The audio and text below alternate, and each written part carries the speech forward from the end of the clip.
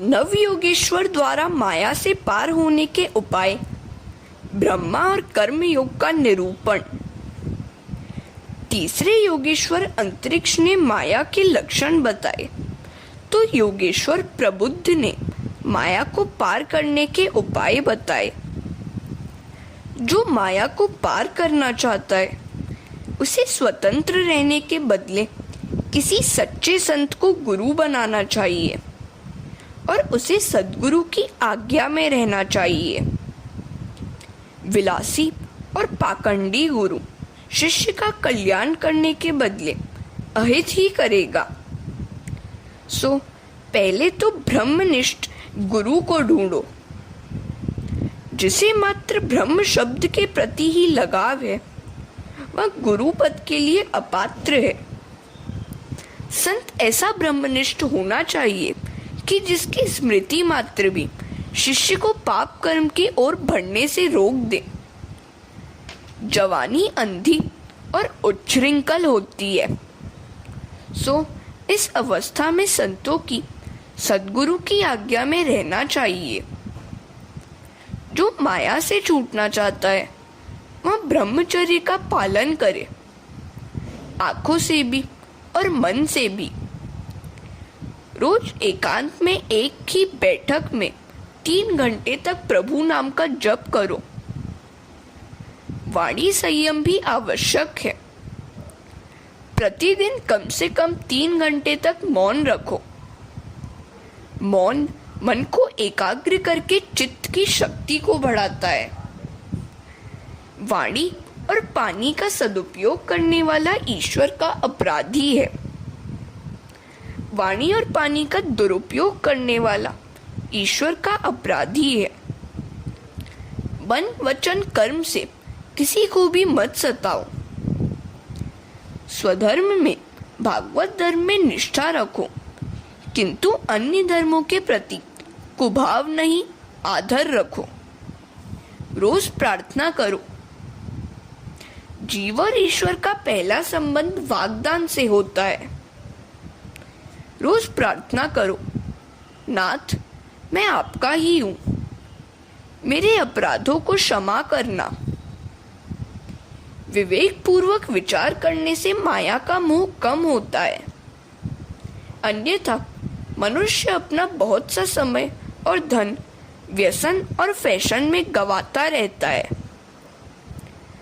माया को पार करके यूं तो कई साधन है, किंतु भक्ति माया को पार करने का अनायास और सहज प्राप्त साधन है। मामेव ये प्रपद्यन्ते मायामेतां तरन्ति ते।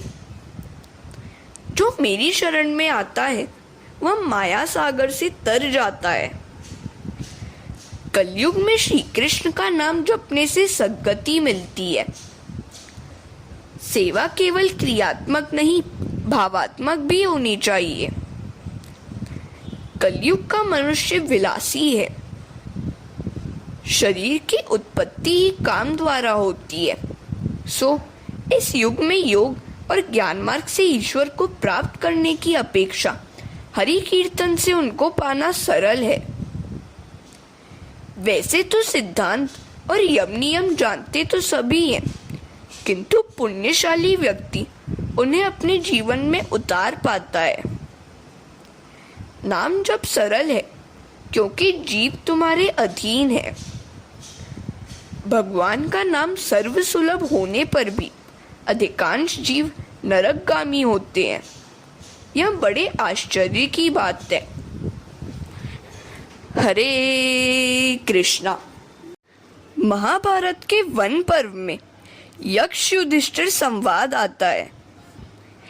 यक्ष युधिष्ठिर से पूछते हैं, इस जगत का सबसे बड़ा आश्चर्य कौन सा है? युधिष्ठिर उत्तर देते हैं, अहन्यहनि भूतानि यच्छन्ति यम मंदिरम शेषा स्थिरत्वमिच्छन्ति किमाश्चर्यम मतः परम। मनुष्य प्रतिदिन हजारों जीवों को यम सदन जाते हुए देखता है, फिर भी वह स्वयं तो इस प्रकार व्यवहार करता है कि वह अमर हो। मनुष्य यहाँ हमेशा के लिए रहना चाहते हैं। इससे बढ़कर और क्या आश्चर्य होगा। दूसरों को मरते देखकर भी स्वयं को अमर मानकर भोग विलास में डूबा रहना सबसे बड़ा आश्चर्य है। पांचवें योगेश्वर ने नारायण का स्वरूप दर्शाया। निमि राजा ने कहा, अब कुछ कर्म योग के विषय में भी बताइए। इन कर्म, अकर्म और विकर्म में मेरा मन उलझ सा गया है। छठे योगेश्वर आविर्होत्र ने कहा, तेरी बात सत्य है। बहुत से विद्वान भी इसमें उलझ जाते हैं। किम कर्मेति कव्योप्यत्र मोहिता। वेद कर्म की आज्ञा देते हैं और स्वर्गादि का लालच भी देते हैं, किंतु उनका उद्देश्य तो कर्म छुड़ाने का ही है। कर्म में अकर्म और अकर्म में कर्म का दर्शन करे, अर्थात अनासक्त भाव से कर्म करे, वही श्रेष्ठ है। कर्म करो किंतु अनासक्त भाव से। मा फलेषु कदाचन। सभी कर्म ईश्वर अर्पण करो। सातवें योगेश्वर द्रुमि ने प्रभु की लीलाओं का वर्णन किया। उन्होंने सभी अवतारों की कथा सुनाई। आठवें योगेश्वर चमस ने भक्तिहीन पुरुष की अधोगति का वर्णन किया। करभार्जन नाम के योगेश्वर ने परमेश्वर की पूजा विधि बताई। अंत में नारद जी ने वसुदेव जी से कहा, अब अधिक समय नहीं है। श्री कृष्ण को अपना पुत्र न मानो, वह तो साक्षात परमात्मा है।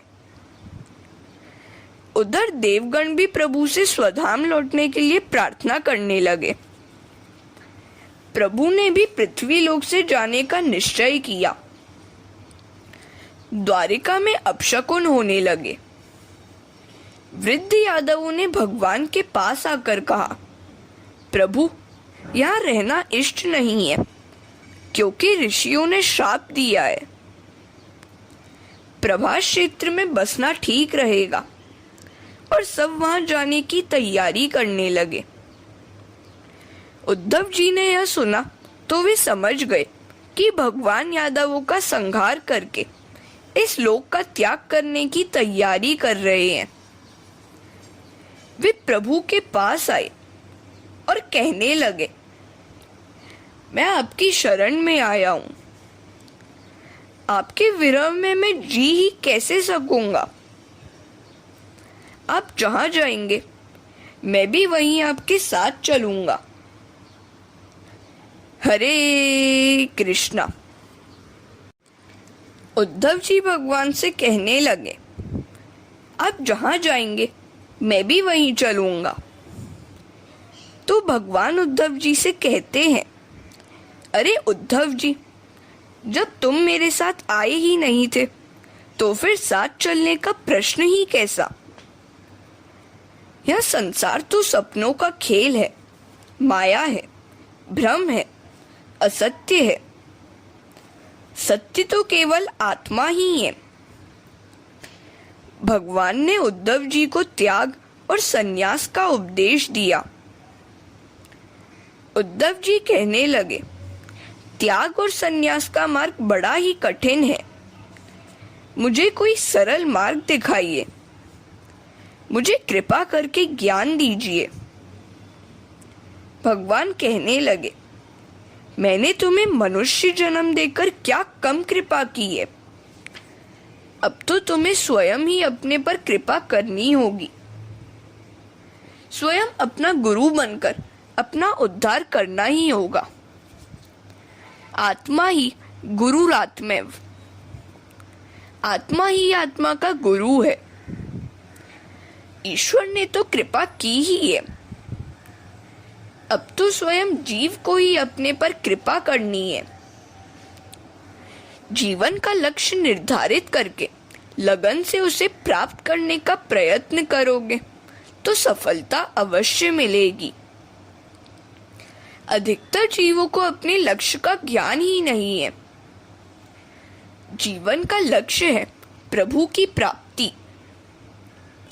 कृष्ण कथा के श्रवण से पाप जल जाते हैं और चित्त शुद्ध होता है। नियमित भजन करोगे तो ईश्वर अवश्य कृपा करेंगे। उद्धव जी, मैंने तो तुम पर कृपा की ही है, अब तुम स्वयं अपने पर कृपा करो। अजामिल जैसे वेश्यागामी और पापी पर भी प्रभु ने कृपा की थी, फिर तुम पर क्यों न कृपा करेंगे। संकल्प करो कि इसी जन्म में भगवान के दर्शन करने हैं। भगवान उद्धव जी से कह रहे हैं, अब भयंकर कलिकाल आएगा, विधि पूर्वक कर्म नहीं होंगे। मनुष्य का जन्म तो मिलेगा किंतु संग का दोष लगेगा। उद्धव जी, तुम ही तुम्हारे गुरु हो, अपने लिए भावपूर्वक प्रयत्न करो। जब तक अंदर से प्रेरणा नहीं होगी, उद्धार भी नहीं होगा। स्वयं अपना गुरु बनकर अपने उद्धार का प्रयत्न करो। मेरे सिवाय जो कुछ भी दिखाई देता है वह मिथ्या है। उद्धव, मैं तुम्हारा धन नहीं, मन मांगता हूं। सभी में एक ईश्वर का दर्शन करना। अपना मन मुझे दे दो। उद्धव भगवान से कहते हैं, मुझे आपके सिवाय आत्म तत्व का ज्ञान और कौन देगा। भगवान कहने लगे, मैंने कई प्रकारों के शरीर का निर्माण किया है, किंतु मनुष्य शरीर मुझे अधिक प्रिय है।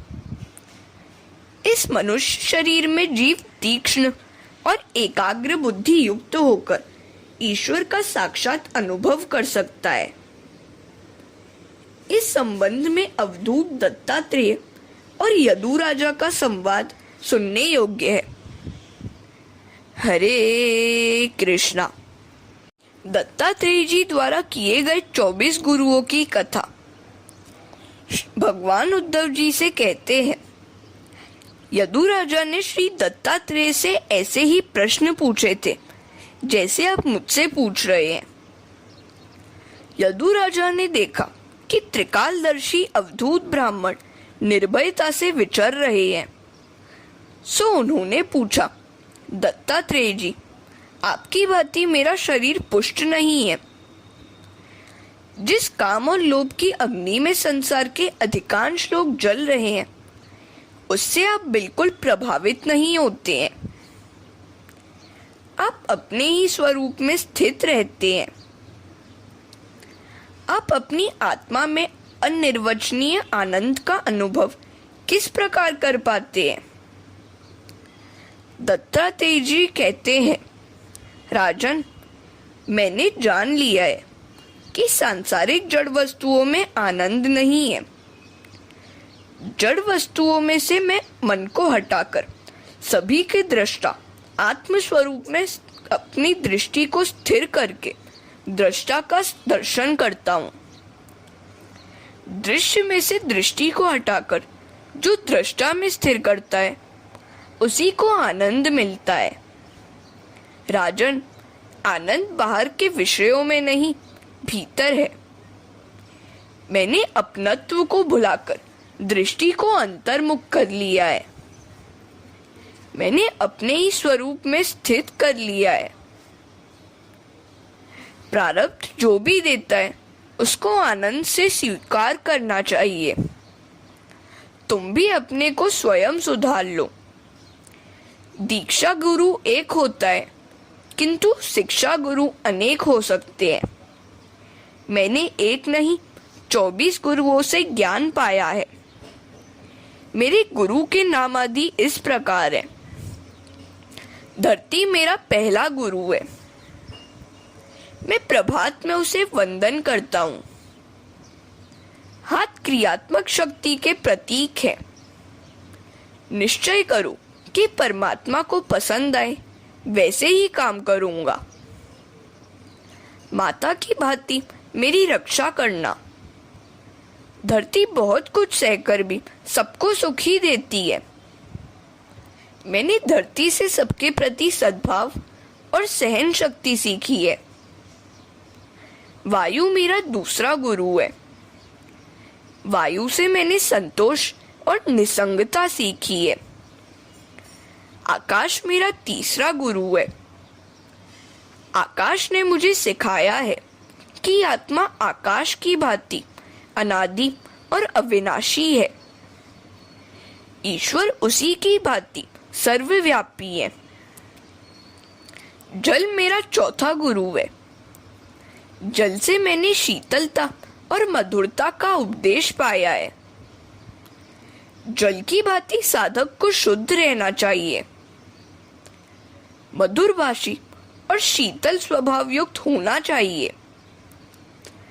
अग्नि मेरा पांचवा गुरु है। अग्नि से मैंने पवित्रता सीखी है। हृदय में यदि विवेक रूपी अग्नि होगी तो पाप नहीं आएंगे। विवेक ही अग्नि है। किसी भी व्यक्ति के दुर्व्यवहार को मन में मत रखना। दूसरों के पापों के बारे में सोचना भी पाप ही है। दूसरों के पापों की बात मन में से निकाल दो। विवेकाग्नि से उन्हें जला दो। चंद्रमा मेरा छठा गुरु है। चंद्रमा ने मुझे क्षमता सिखाई है। वृद्धि और ह्रास तो शरीर के होते हैं, आत्मा के नहीं। संपत्ति में अपना भान न भुलाना और विपत्ति में दुखी मत होना। हरे कृष्णा। दत्तात्रेय जी यदु राजा को आगे बताते हैं, सूर्य मेरा सातवां गुरु है। सूर्य की भांति परोपकारी होना है, किंतु अभिमानी नहीं। एक ही सूर्य के प्रतिबिंब कई जल पात्रों में कहीं दिखाई देते हैं। आत्मा भी एक है, किंतु विविध देहादि उपाधियों के कारण अनेक स्वरूपों वाला दिखता है। वास्तव में आत्मा उपाधि रहित है। कबूतर मेरा आठवां गुरु है। कबूतर के प्रसंग से मैंने सीखा है कि किसी भी वस्तु या व्यक्ति के प्रति अतिशय आसक्ति नहीं होनी चाहिए। कबूतर पत्नी और पुत्र की आसक्ति के कारण मर गया। किसी की भी मृत्यु पर विलाप न करो। रोने वाला स्वयं भी एक दिन जाने वाला ही है, तो फिर दूसरों के लिए क्यों रोते हो? अपने लिए ही रो। अजगर मेरा नौवां गुरु है। अजगर की भांति प्रारब्ध कर्मानुसार जो भी मिले उससे संतुष्ट रहो। समुद्र मेरा 10वां गुरु है। समुद्र वर्षा ऋतु में बहुत सा जल मिलने पर भी छलकता नहीं है और ग्रीष्म ऋतु में जल न मिलने पर भी सूखा नहीं हो जाता। सुख दुख में हमें भी समुद्र की भांति ही रहना चाहिए। पतंगा मेरा 11वां गुरु है। वह अग्नि से मोहित होकर उसके पास जाता है और जलकर मर जाता है। मनुष्य भी माया से मोहित होकर उसमें फंसकर अपना सर्वनाश मोल लेता है। पतंगे की भांति सौंदर्य के पीछे पागल होने से अपना अहित ही होता है।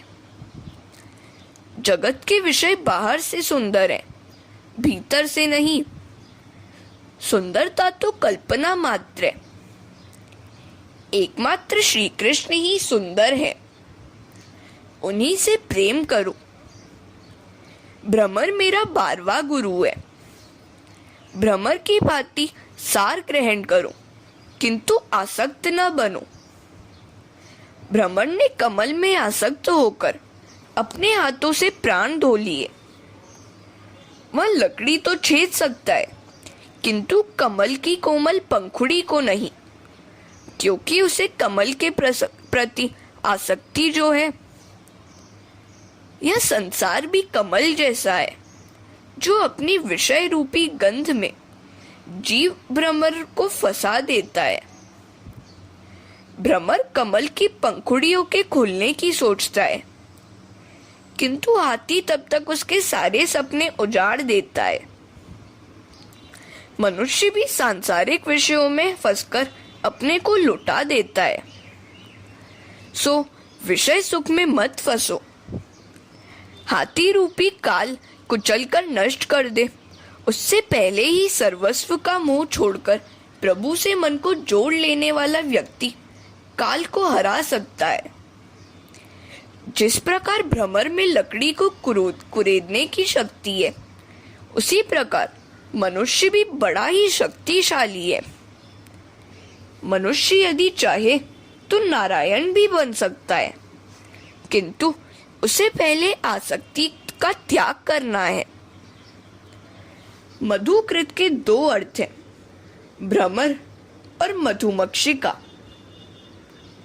हरे कृष्णा। दत्तात्रेय जी आगे यदुराजा से कहते हैं, हाथी मेरा 13वां गुरु है। स्पर्श सुख की लालसा के कारण हाथी जान गंवाता है। लोग एक बड़ा सा गड्ढा खोदकर ऊपर घास पत्ते रखकर नकली हथनी रख देते हैं। हाथी उसे असली हथनी मानकर स्पर्श सुख की इच्छा से वहां जाता है और तुरंत उस गड्ढे में फंस जाता है। साधक पुरुष को चाहिए कि वह नारी का संग न करे और साधिका स्त्री को चाहिए कि वह पुरुष का संग न करे। मूर्ति तक का स्पर्श न किया जाए।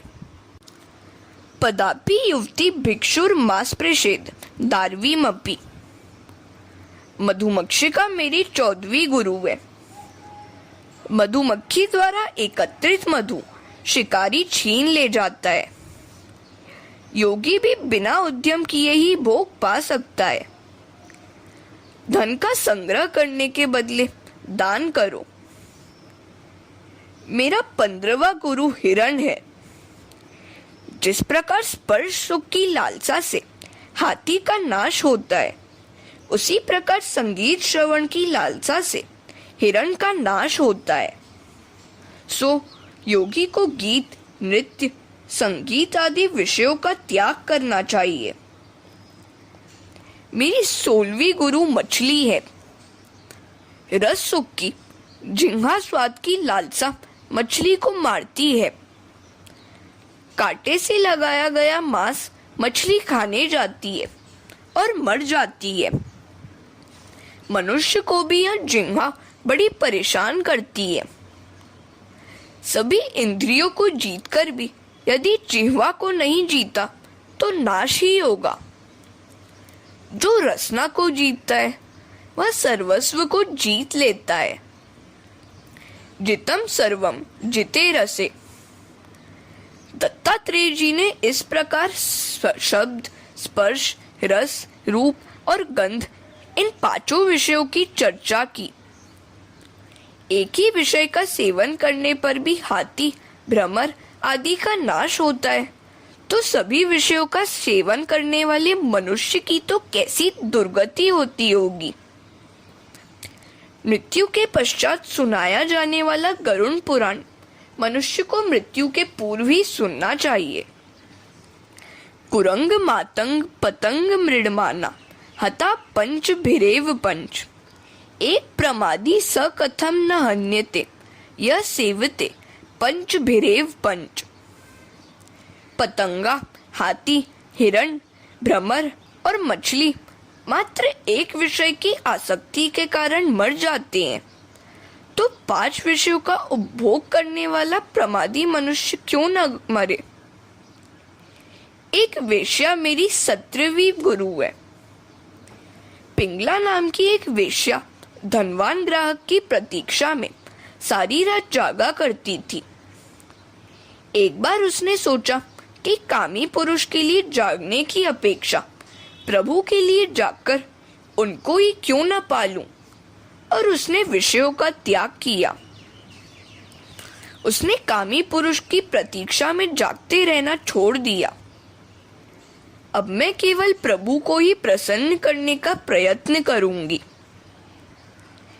काल सर्प के ग्रास जीवात्मा की रक्षा प्रभु के सिवाय और कौन कर सकता है। ग्रस्तम काल हीनास्तमानम कोन्य स्नातुम धीश्वरम। हरे कृष्णा। इस जगत में आशा परम दुख है और निराशा परम सुख। सो सुख की आशा न करो। आशा ही परमम दुखम नैराश्यम परमम सुखम। आशा की जंजीर मनुष्य को किस हद तक जकड़ रखती है, उसका वर्णन स्वामी शंकराचार्य के शब्दों में सुनिए। अंगम गलितम पलितम मुंडम दशन विहीनम जातम तुंडम वृद्धो याति गृहीत्वा दंडम तदपि न मुंचत्या शापिंडम। शरीर गला जा रहा है, केश श्वेत हो गए हैं, दांत जा चुके हैं, दुर्बलता के कारण लकड़ी के सहारे चलना पड़ता है, फिर भी बूढ़ा आशा का पिंड छोड़ता ही नहीं है। ऐसे बूढ़े की भांति आचरण करने के बदले भगवान का भजन करो। भज गोविंदम गोविंदम भज मूढ़ मते। काम की भोगेशना सबसे बड़ा दुख है। मेरा 18वां गुरु कुर्री पक्षी है। कुर्री पक्षी की भांति संग्रह करने के बदले त्याग करते रहो। बालक मेरा 19वां गुरु है। बालक से भोलापन निर्दोषता ग्रहण करो। मेरी 20वीं गुरु एक गरीब कुमारी है।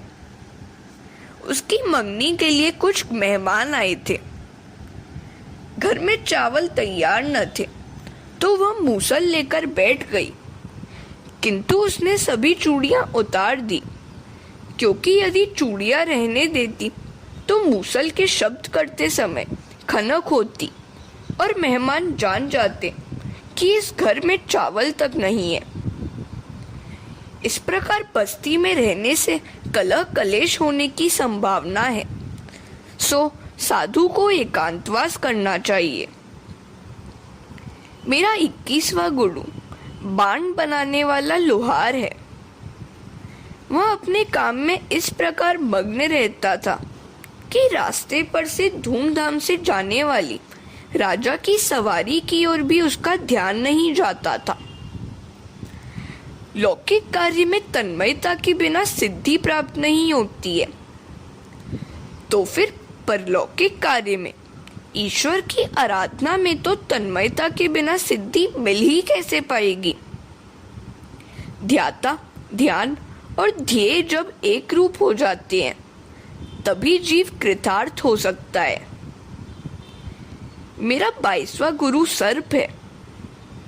सर्प की भांति मुनि को भी अकेले ही विचरण करना चाहिए। मेरी 23वीं गुरु मकड़ी है। मकड़ी अपने मुंह से लार टपकाती है, उससे खेलती भी है और उसे निगल भी जाती है। ईश्वर भी अपनी माया से सृष्टि का सर्जन करते हैं और अंत में संहार भी। कीटक मेरा 24वां गुरु है। भंवरी उसको पकड़कर अपने बिल में कैद कर देती है। कीटक भंवरी के भय से उसी का चिंतन करता रहता है और अंत में स्वयं भंवरी बन जाता है। मनुष्य भी ईश्वर का चिंतन करते करते ईश्वर बन सकता है। विषयों का चिंतन करने से उसका मन विषयी हो जाता है। प्रभु का चिंतन करने से प्रभुमय। यदु राजा ने गुरु दत्तात्रेय को साष्टांग दंडवत प्रणाम किया। हरे कृष्णा।